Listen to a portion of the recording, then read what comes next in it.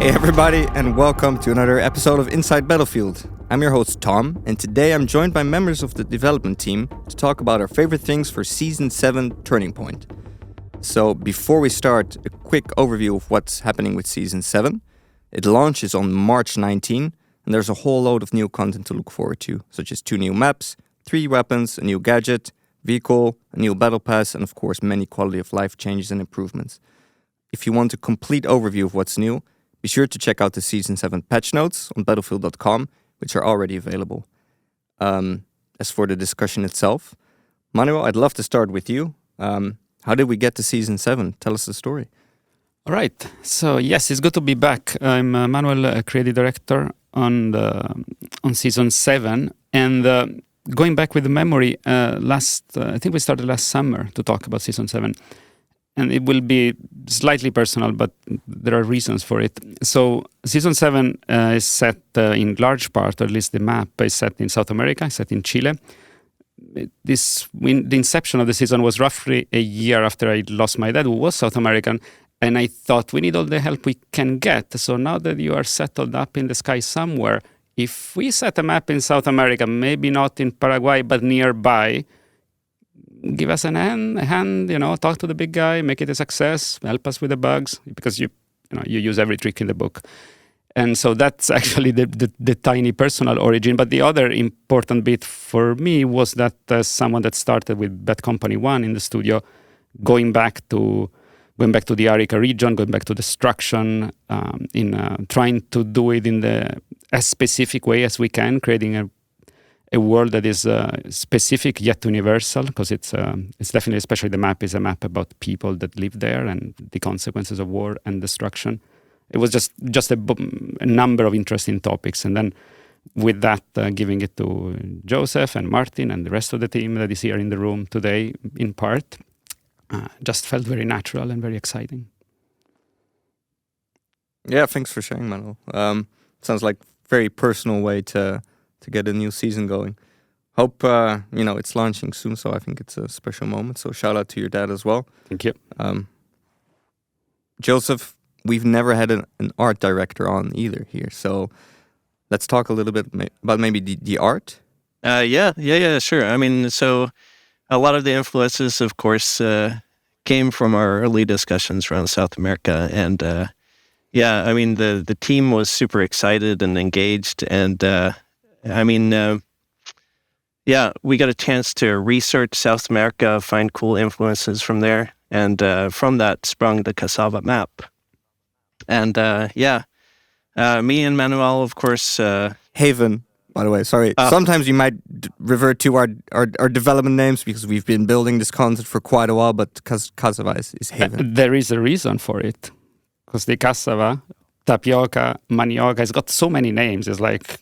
It's an incredible vegetable that is very used in South America. So figure that. Yeah. I'll try to steer away from the development names. Okay. Sorry, guys. It's just anybody who heard that, just forget about that. So I mean, it was a lot of collaboration early on, and of course the higher leadership team. We get together and we brainstorm around these things, and we try to figure out cool ideas that can really feel exciting for the players. And I think one of the things that was really important from Season 6 to Season 7 was getting a feeling of contrast between the seasons, right? So you can see, and I think everybody will feel this and experience this, is that Season 7 is quite different from Season 6. Season 6, we really went for that dark and moody vibe. We had all kinds of scary things in that map and in our cosmetics. And so Season 7, we wanted to do something that felt really different. And I think the team, they really got together and achieved this. So I hope that everybody really feels that when they're playing it, and when they see the trailer and they see the content and the cosmetics and all this stuff. There's lots more to say about the art side of this. I think we can maybe circle back to it. Should I maybe hand over to somebody else who can speak about their experience? I think, we'll circle back to it because there's we could probably fill an entire podcast episode with just like art and art direction. But I would love to hear someone else's favorite things for this season. So maybe Jack, let's kick it over to you. Yeah, sure. So I work with gameplay design and was involved in season 7. And I wasn't working specifically with the level design of Haven, but listening to Manuel and then listening to Joseph and thinking about going back within the franchise history, I think there's something about this map that also goes back to a way of designing maps. And I think, I don't remember the name of all the level designers that worked on it, but there's a certain flow to Haven that feels classic. And the gameplay, I think it's one of our best flowing maps, actually. So I'm super excited to play it with all of you. So I just wanted to like throw that in there. Yeah? Anyone else want to jump in? Hey, I'm Kasim. I'm a development manager here at DICE, working with the core gameplay team. I was basically part of the development of the weapons and the vehicle for this season. But the thing I'm most excited about for players to get their hands on is probably the new Draugr vehicle. It's a really cool vehicle, and I think the team, everyone in here, probably a couple people in here, Rachel, Eddie, has been part of like getting it to a really good place where it feels unique but still feel like belongs within Battlefield. I know you Rachel and Eddie had like, you brought up really good ideas on how we should implement this vehicle and what cool things to add about it. But yeah, that's probably my favorite thing at the moment. Let's kick it over to let's kick it over to Rachel and Eddie then, and just quick intro about who you are, Rachel and Eddie, and then let's talk Draugr. Mm-hmm. All right, I'm Rachel. I do VFX on Battlefield, specifically core gameplay, so it's like weapons, vehicles, some shader stuff as well, and a lot of things that fall in between a lot of areas. So like the bombs from the Draugr, or? Yeah, exactly. Like if you've seen the trailer, you already seen, I think, 2 of the different ammunitions that they can fire off if you really go through it very carefully. That was very cool to work on the different bomb types. Like the interesting thing about the Draugr drone is that we wanted it to be having its unique signature in the game, so you couldn't confuse it for the stealth helicopter. You couldn't confuse it for like the F-35 or the other jet, and so basically it's gotten a lot of ammunition that is focused specifically around infantry and like very specific support strikes. But Eddie can probably explain more about this, like the gameplay side of things. And so visually, we really wanted to communicate that these attacks were very different from any other attack. So there's an EMP strike that can shut down vehicles, and it will create a very big electrical shockwave whenever it impacts the surface. Which I think we've seen in the trailer, right? That's at the end. Which that one is visible in the trailer. Yeah, pretty damn dope, if I have to say myself. Mm-hmm. So if you haven't seen the trailer, folks, go check out. There's a very cool part at the end with the Draugr and then there's also the incendiary bomb, which creates a big fireball. So that's always fun to work on with some streamers coming out and I think I've said it a few times on the podcast, but we at our Battlefield studios, we like blowing shit up. So I think the Draugr will do a great job. I think the whole season with the map, with the Haven and the Draugr and the rest of the stuff is. Yeah, there might be Bruce might talk to Bruce is like, he's ready. I was waiting to hear from Eddie first. Yeah, Eddie, can we hear from you about the gameplay side of Draugr? Hello, Eddie here, the guy who complains a lot. Hi. And about the Draugr, I think it's a very fun vehicle. We'll see how it's going to go once it's in the game. We know we have had some problems with the jets, F-35, C-57 being strong. We have talked about this before in the past. But we wanted to try this out and see how it plays out. It's going to be striving. The thing with the vehicles is if they're too weak, they're not satisfying to use. And if they're too strong, then you're going to have a balance issue probably. So we wanted to make sure this is strong, satisfying, but also has its weak points. So what we've done is that you have a lot of firepower with this thing. You can do ground support with it. Let's say it's kind of sliding into attack plane category a little bit. But defensive capabilities are a little bit low compared to pretty much everything else. Like it's easier to be taken down. It's easier in dogfights and everything else. Obviously, we'll keep an eye out on how it goes, as all things. But I think it's going to be a nice kind of vehicle with a role that we haven't had since the launch of Panther 2042, which is exciting. No. It does look totally cool. No. I think something that's worth mentioning there is like the technology on the Draugr, and the fact that it can camouflage itself, right? Yes. I think what we've been trying to go for with 2042 is that balance between things that feel like they're cutting edge and they belong in what you see today, and then the things that you see just coming around the corner, right? So I think that is really encapsulated in this vehicle and the way the camouflage works. Rachel, you did a bunch of work on that, right? Yeah. And it looks really, really cool. And I think it captures really the kind of technology that we've been going for in in 2042. Yeah.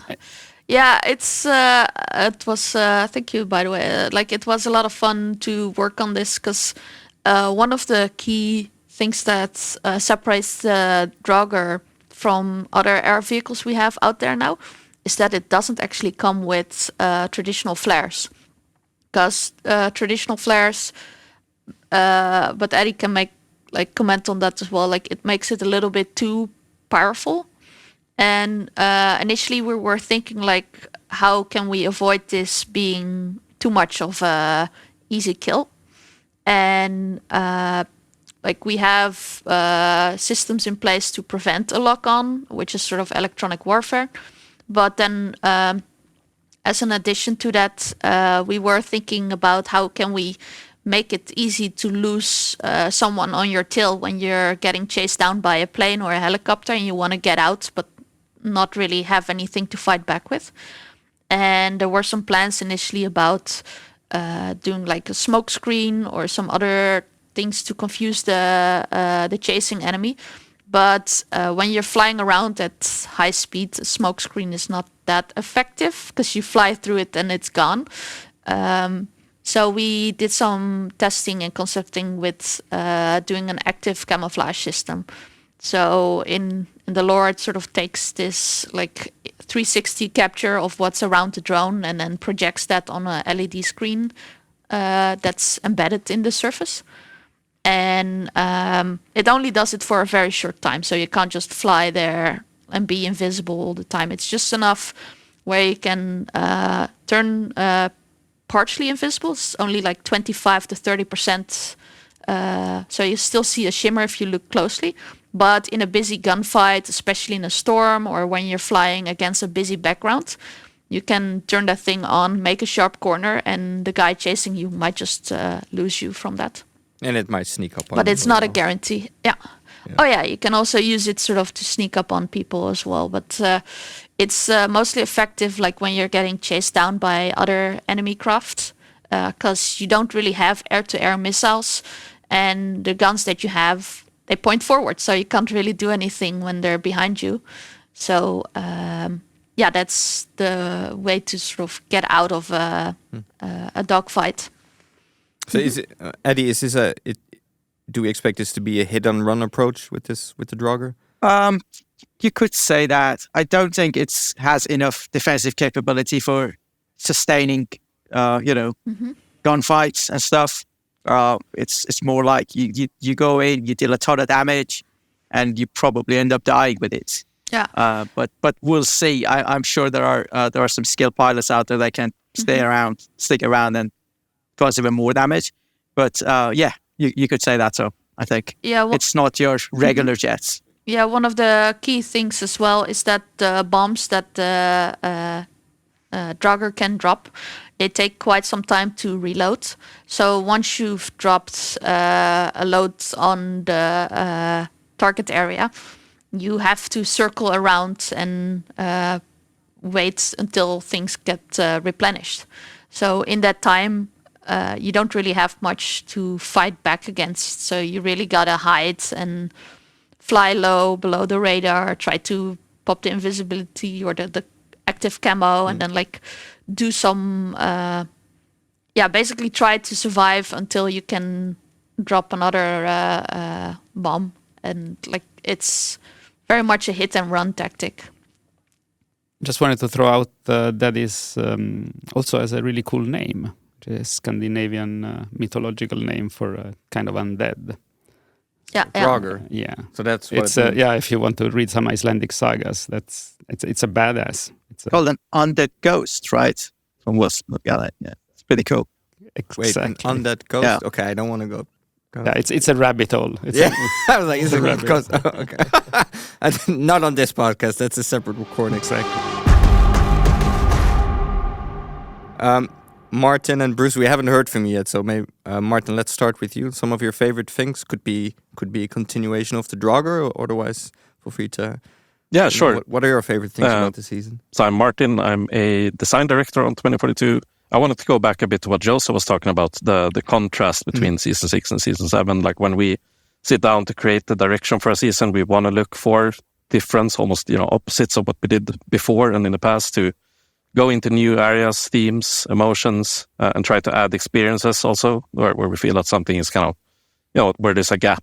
So in season 6, we added this infantry grind map, right? Because that was kind of missing. Now we're instead going back to combined arms and offering this suburban space, which the game doesn't really have, and really doubling down on the destruction. But with the contrast again, like if you squint and look at season 6, it's kind of this blue, cold thing, right? Redacted is a very inhospitable, deadly place. Season 7 is that if you squint and look at it, it's a yellowish, warm. Haven is a home for people, one of the new maps. It has lots of signs of recent life. It's lived in. So it's really the opposite, right? In thematic and narrative ways, which I really like. There's some kind of poetic thing to that contrast. Haven, the map is also about like they're fighting for water there, which is of course really an expression of life itself. And as Manuel was talking about, it's a kind of like a spiritual sequel to Bad Company, what it would be like if we built a Bad Company map today. Lots of destruction again, combined arms. You get these really cool cat and mouse games between vehicles and infantry running in to try and hide in the buildings, and the buildings getting destroyed around you from tanks or destructive other destructive things.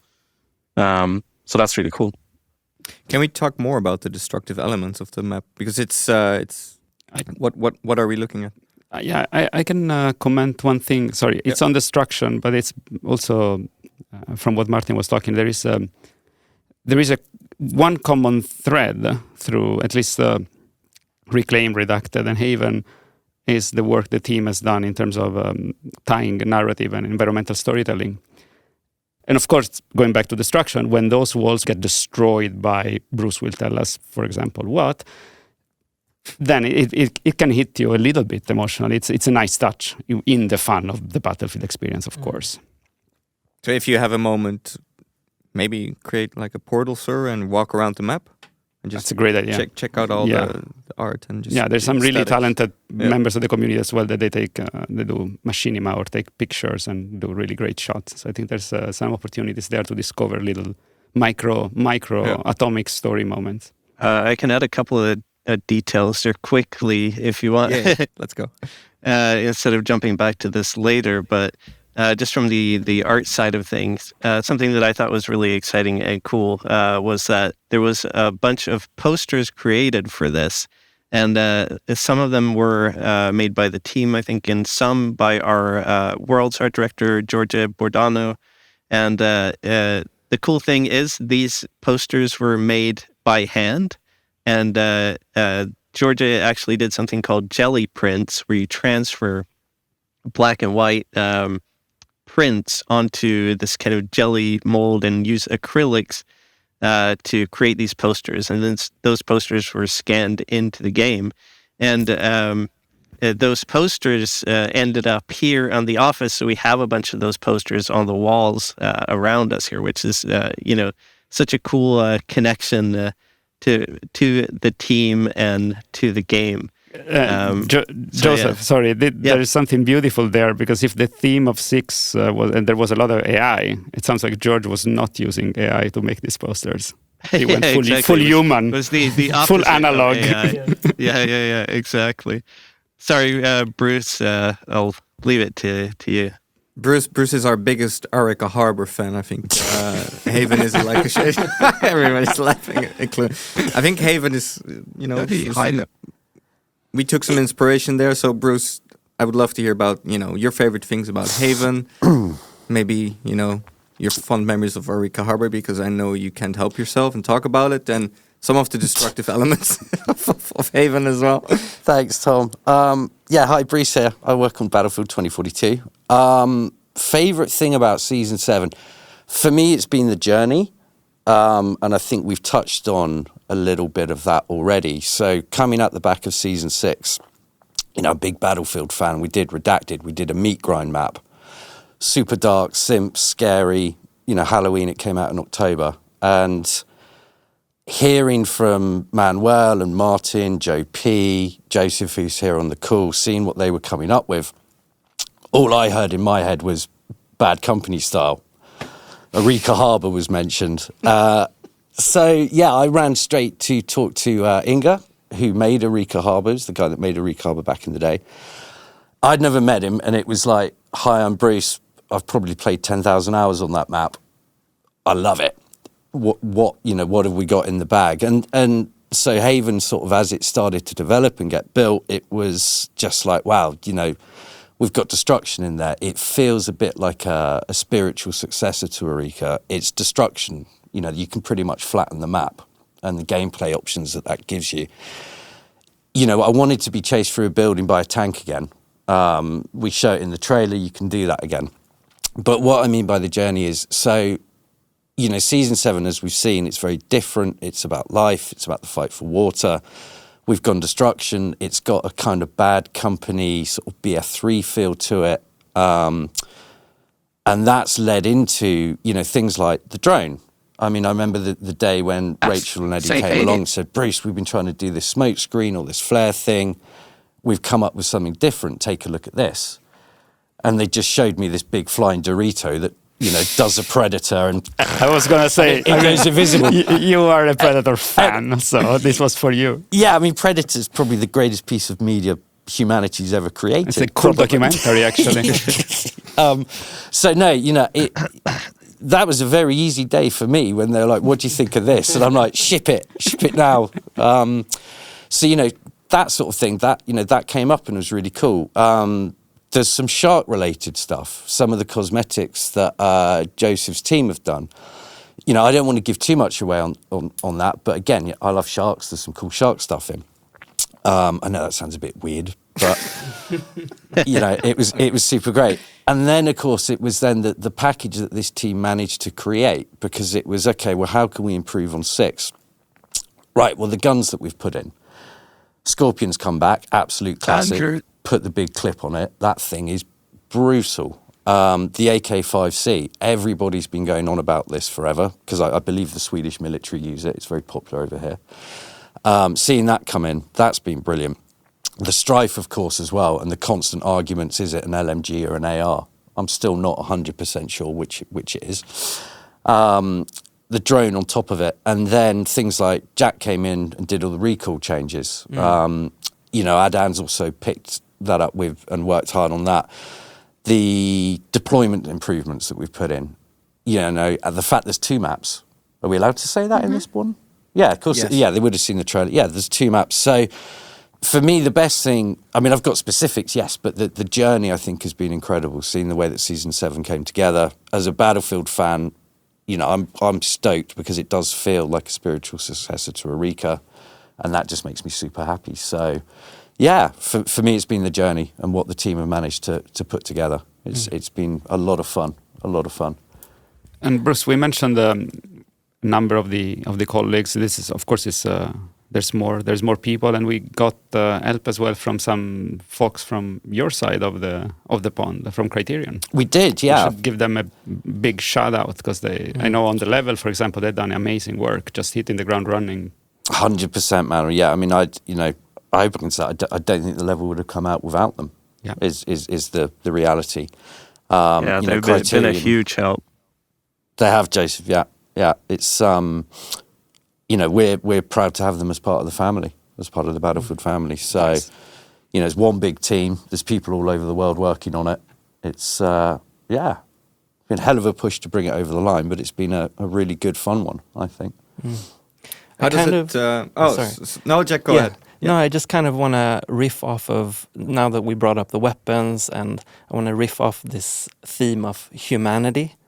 And I think similarly to how we worked with the camera in Season 5, we wanted to create a sense of, you're just looking at a flat screen, right? But we want to give you a sense of a body that's moving.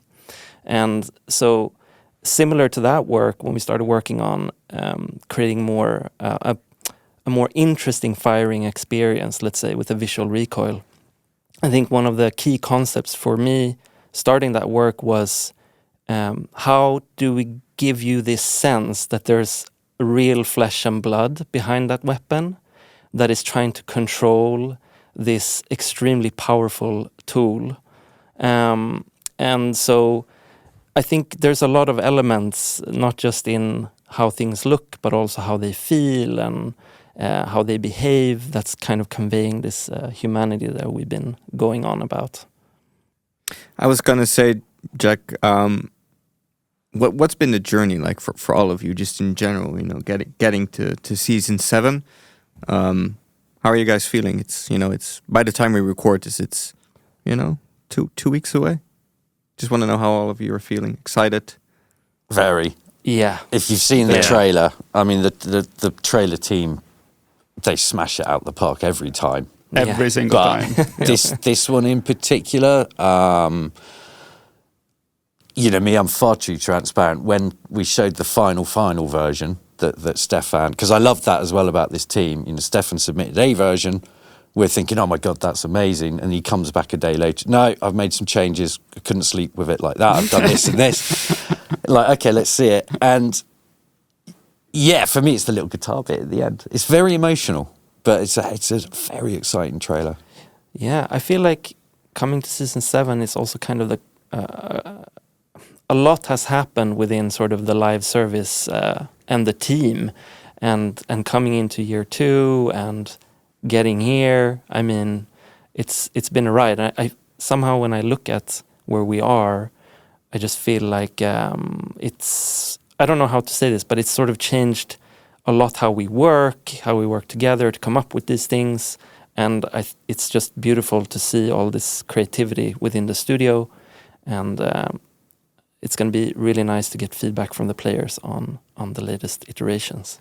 Yeah, I was thinking, in a way, it feels like the game has come home a little bit. There is that sense where we, gameplay-wise, and is a long journey, and it's an ongoing journey. But it feels like it's a sense of home. I hope that gameplay, especially experientially, that players will feel, oh yeah, Battlefield. This is Battlefield. We don't have anyone from the weapon design team here today, but obviously there's 3 new weapons. We also made a bunch of balance changes, but Jack, do you want to talk more about weapon recoil and the visual changes we made? Yeah, sure. I mean, I talked a little bit about it conceptually, but I guess from a gameplay perspective, Adan has done an amazing job introducing these weapons and fitting them into sort of the larger picture of how gunplay should work. And I want to make it clear that there's a difference, right, between what we call gameplay recoil and what is visual recoil. but it's important that they kind of work with each other. I think our approach has been to look at how does this weapon function in terms of gameplay? Where do the bullets land? What are the rules we set up for that system? And then how do we sort of interpret that in a physical manner, in an expressive way that communicates the quality of that gameplay through the visuals of the animations.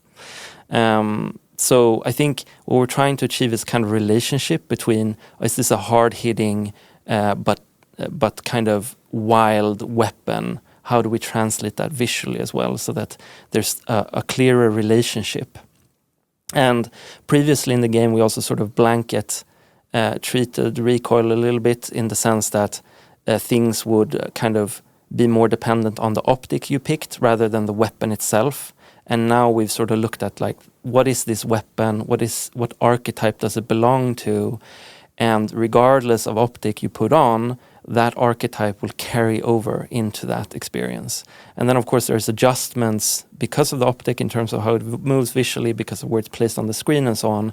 But the baseline of what makes up this LMG or this AR or this SMG, because those are the three archetypes we worked on, that carries over through the attachments that you put on. So yeah, that's going to be great to see come out. I think it may change some of the meta, but the idea is that it should work well with the gameplay. It should be a more fun and immersive experience without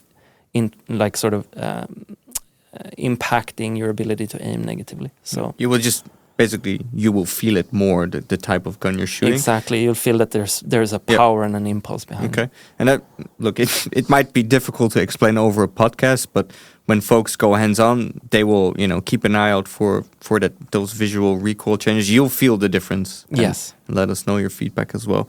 I saw some hands from Manuel and Bruce go up, I think. Yeah, you go, Bruce. Yeah, no, Bruce. So I did forget, of course, to mention the Predator SWAR's coming back, which is rocket launcher for engineers that you can visually control and bend round corners. Battlefield fans will know it from the older games. That came in because of Haven and the destruction in it. And, we wanted it to have that classic Bad Company feel. There's a sniper in that room up there. Okay, I'm going to bend a rocket through the window and take the whole room out. So really pleased to see that come back, and I can't wait to see what the community do with it. Because blow shit up. They're good at blowing shit up, but the community always blows shit up really stylishly. Yes, they do. They just do things that just the only in Battlefield moments and the potential with that weapon. I think it's going to be a lot of fun. So sweet. So looking forward to seeing the SRAW and some nice gameplay moments from our community. Manuel, I think you wanted to add some more? No, I just wanted to make a joke that Bruce managed to sneak in something called Predator. Yes. And that means a lot. Rachel? Yeah, there's basically, for the SRAW, we also did something that I think is the first that we've done, is that whenever you fire the rocket, you actually see the caps on both sides of the tube pop out and fall away. And then once you're done firing, you can actually look through the entire tube. Like a lot of times previously, it just leaves the tube closed or we just throw away the entire thing. But now we actually hide those elements and pop them out. And on the rocket itself, you see a bunch of thrusters on it to show that it can sort of direct itself. Who else wants to... Martin and Kasim, we haven't heard from you in a while. Kasim, do you want to go or should I? Well, I think one cool thing is that we're tapping into or kind of tying together the timelines of 2042 and 2142. Mm-hmm. So I'm sure Joseph could talk more about as well. So we're introducing in the narrative and the cosmetics this 1,000 Petals Coalition, which is like a precursor group to one of the factions in 2142, right? That's really exciting. Yeah. Do you want to talk about that, Joseph? Yeah, sure. I can talk a little bit about that. So yeah, I mean, as you said, they're a precursor. This is our way of paying tribute to 2142. So we've created, our own version of that ties into our skins, right? And we try to make them feel like they belong in our game, but that you can see the visual connection between our game and 2142. And I think the team did a really good job at doing that. And you can see some kind of the iconography and things also tying into 2142. But we imagine it as an early stage precursor. Joe, our narrative guy, who's amazing. He did a really good job, I think, as well as creating a narrative that ties these things together. And we try to really have a clear red thread between those things. There'll be some cool visual stuff there to discover, I think. And this also ties back to the posters that I talked about before. Because the posters, they kind of tell this environmental storytelling about the two factions fighting with each other. So you can see that there's resistance fighters that are, spraying graffiti on the walls. And then on the opposite side, there's this 1,000 Petals coalitions and logos that you can see on other posters. So they're kind of spreading, propaganda, you could say. And it's really cool. Like if you look around, you can see that the team has really tried to think about the stories about how these factions are fighting each other. And you can see that the resistance fighters kind of set up blockades. You can see that, the resource that they're fighting for is water in this case. And you can see that story also being told through the environmental, level set dressing that they've done. Which is really cool. And Manuel, sorry, John, I was thinking that, first of all, there is going to be some podcast episode, I hope, where Joe can jump in and talk about this stuff, because there is I like it that you're teasing it. There is layers there that will keep exploring, I think, and in terms of factions and sub-factions, even within sort of the resistance side and the aggressor side. And another note is a small thing, but I think the team did really good job, because we're talking about water, and we are sort of hypothesizing future unfortunate reasons for conflict. But another one is lithium, that is also actually there in the region. So super important rare earth for whatever batteries, technology, and all sorts of stuff, and for Geists probably. So it's really fun and cool. Interesting. Yeah, it's really cool. The team actually spent a bunch of time researching, lithium production and how that works, right? And you can see that in some of the environmental work that they've done in the map. Always impressed by the team and how they really jump on these things and get deep into researching stuff. It's really, always inspiring. So there's always stuff popping up. As an art director, it's a luxury to be in this position and just get inspired by everybody. And I hope that the players who play this can also see that. Yeah, I agree. It's great when the whole team sort of latches on to the story of the season. We get all of these synergies when that gets expressed through all the content of the season, right? And it all kind of fits together. That's really exciting to see that take shape. And then to see the players get to experience that, of course. Tom, shall we mention briefly the stadium? Since it's an unpopular demand, I guess. We talked a lot about Haven, of course, because we're super excited with this completely new map. But something we heard as well from the community is that when we did the rework on Hourglass, where we, sometimes we add stuff to the map with the reworks, and sometimes we take something away. So in this case, we took the stadium area away because we thought it wasn't a good gameplay flow at the side of the map. However, we learned from most of our community that they really loved this area. So, we wanted to, 7 seasons in, we wanted to do something special for the community, say thank you. And feedback we heard is like, we want more maps. So with season 7, we're bringing back the stadium as well as a new play space alongside Haven, which is a completely new map. So we're pretty excited to bring that back. And not within Hourglass, like as its own. Yeah, map. as its own standalone experience, as its own play space, separate from Hourglass. I think that's going to be very exciting for players to be able to jump back into the area as well. It comes with some improvements, so I don't know who in the team wants to talk a little bit about it. Maybe Bruce? Yeah, it's had improvements, some adjustments. I particularly like when the lights go out and the extinguishers go off. But I think for me, really, it's the multi-level. It's the kind of the bit in the middle with the 3 floors. It's when we first started to sit down and play test it, man, it's absolutely brutal, that map. And jumping around between the different floors. I love it with the shotguns, sneaky C5 through the sides as well.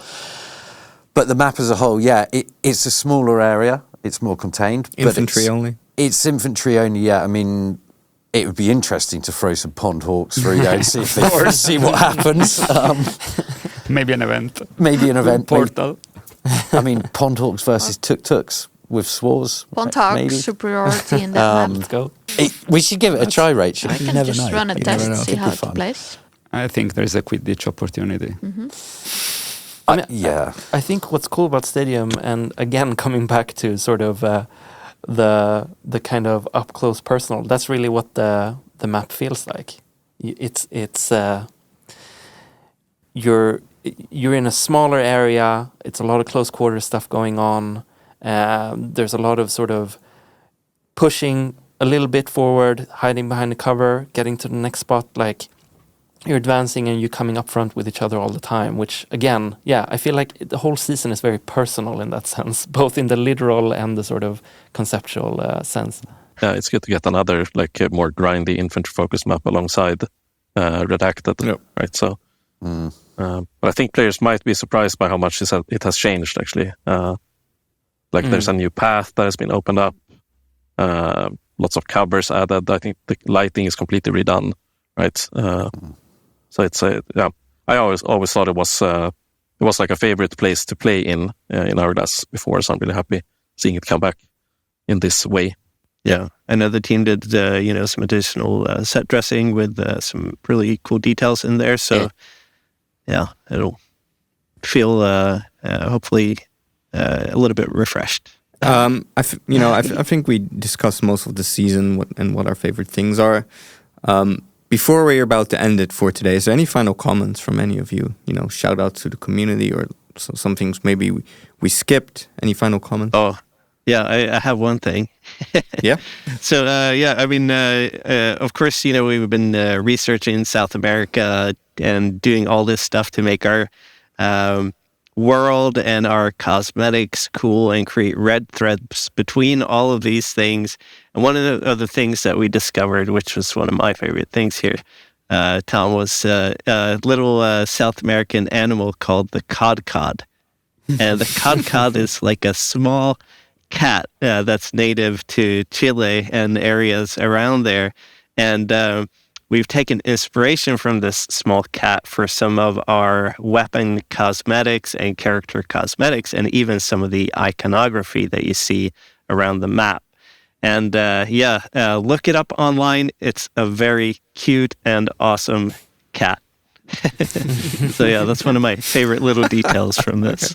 That's actually a very funny detail. Anyone else? I might have something cool, like once you see the Draugr drop some of the bombs, take a good look at the bombs. They have some cool detail that unfolds, and there might be some details as well if you get really close, but that might be very hard because there's a fireball preceding that very shortly. It's like you get close to the bomb, it's like, oh shit, there's a fireball. But there's a bunch of fun details about these projectiles when they fly into their target. Keep a lookout for that. Mm-hmm. Sweet. So, folks, I think Bruce, did you want to say something? It's a quick one, but it's twofold, really, Tom. I mean, the first shout out is obviously to the community, to our players. we love bringing you 5 and 6. We hope you enjoy 7. I can't wait to see what they think about it. I can't wait to drive tanks through buildings in Haven and probably get chased by tanks through buildings in Haven. But so, shout out to the community as always, but also the team. I think, as I said, for me, the favourite part is the journey. That journey's not finished yet because it's got to come out. But this team, as I said earlier, just the composition of the package they've put together and the foundations and the way we're thinking about it, and it feels a bit BC2, BF3. I love that.